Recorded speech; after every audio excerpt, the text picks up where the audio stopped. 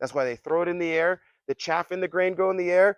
The grain falls, the chaff, the wind hits it and blows it away. People are so smart back in the day, super smart.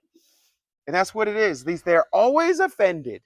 They're always offended. And they're always offended because they don't have me, because they're not full of the Spirit, because they're not full of Christ and His Word. They're always offended. They go to and fro, just like the devil, right? Looking to be offended and looking to draw people into their hell, right? You should be offended with us. And I'm like, no, that's Satan. That's the devil. That's demons. That's sin. That's hell. No, thank you. Been there, done that.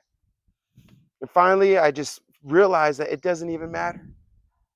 And Jesus says, they did it to me.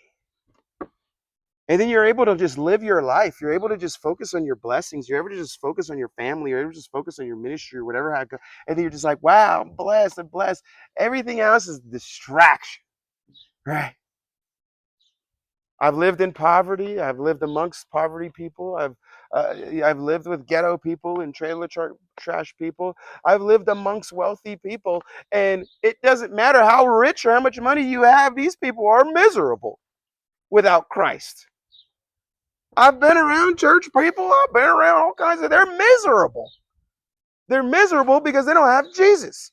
And in their misery, they are always paying attention to what everybody else is doing and not their own, because they have no blessings. They have all the money in the world, all the property in the world, all the likes and subscribers. They have everything, and they have all their church and all this stuff. They do all these things. They have all of it.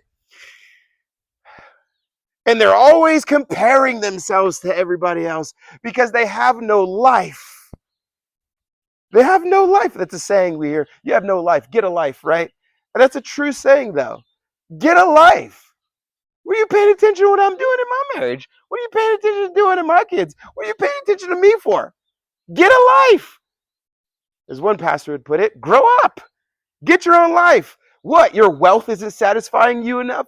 What? You controlling everything and being in everybody's business is not enough for you? Get a life, right?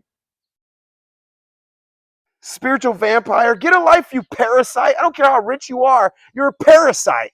You have no life. You're always focused on everybody else's life. You have no life. You're always focused on everybody else's ministry. You don't have no life. You're always focused on everybody else's church. You have no life in you. That's what having no life is we're always focused on everybody else's life except our own.